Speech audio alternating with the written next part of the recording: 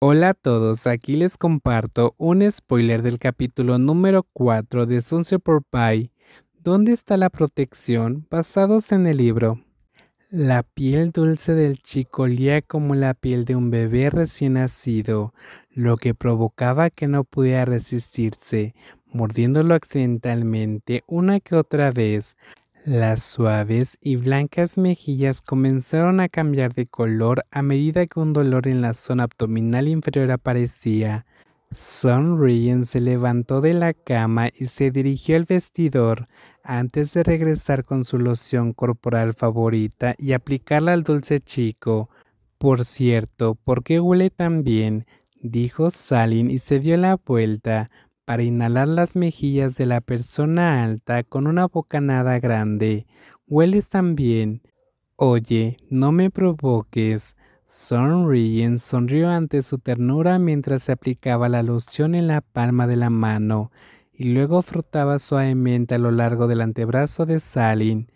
¿Puedes aplicarla en la espalda de Lynn también? Amigo, sé paciente, no me intimides. Sonríe presionó sus labios fuertemente para suprimir las fuertes emociones que motivaba a su poderoso dragón que comenzaba a hincharse, listo para enloquecer. No quieres inyectar a esta persona enferma, ¿verdad? Dijo el chico de ojos bonitos mirando el afilado rostro del otro que ahora estaba lleno de deseo. 1, 2, 3. Sonrin contó hasta 3 antes de darse la vuelta y presionar todo su cuerpo sobre el delicado cuerpo del otro. Ah, dijiste que no lo harías. Sally levantó sus largos brazos blancos y estaba levantando y abrazando el grueso cuello. Papi no tiene protección. La protección que guardaba en la billetera ya no estaba y en este lugar no tenía nada guardado porque nunca había pensado en llevar a nadie a su habitación privada.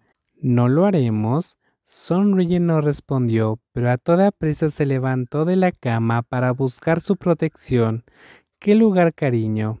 El dulce sonido del viento frío de la noche soplaba desde un árbol canica, esparciendo su fragancia por todo el territorio, pero debajo del gran árbol había un cuerpo, un joven que se agachaba para recoger las flores canica y las guardaba en una hermosa pieza que parecía de seda bordada en oro.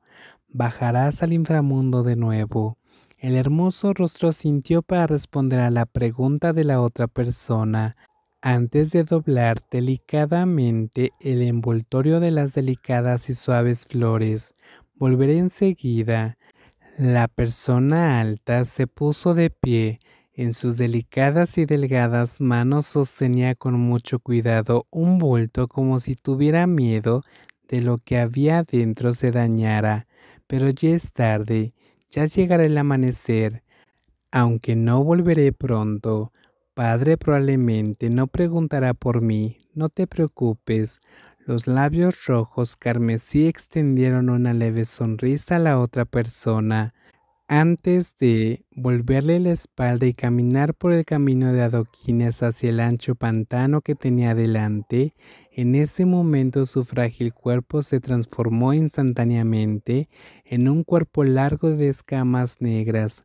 Su dulce rostro se convirtió en una cabeza con una hermosa cresta. El agua fría envolvió su cuerpo de serpiente. De ojos de color zafiro solo podían ir en busca del hombre que tanto amaba. Mientras Nakin se quedaba mirando, vi sonríen, ¿dónde estás? Cuando nadó por el lago Taratara hasta llegar al inframundo, el gigante había vuelto a su forma de antes. Sus delgados pies ahora pisaban la fina arena blanca más allá del gran palacio donde Nakita quedó. Sirarin Tewi. Una voz profunda llamó a la delgada persona desde atrás, antes de que el dueño del nombre se girara casi de inmediato para mirar. El hombre sonrió ampliamente antes de correr para acercarse a un hombre corpulento con un vestido verde esmeralda adornado de hermosas joyas que lo llamaba. Ten cuidado, en cualquier momento te caerás al suelo. El rostro afilado del hombre se levantó con una hermosa sonrisa. Yo no soy el pequeño de antes.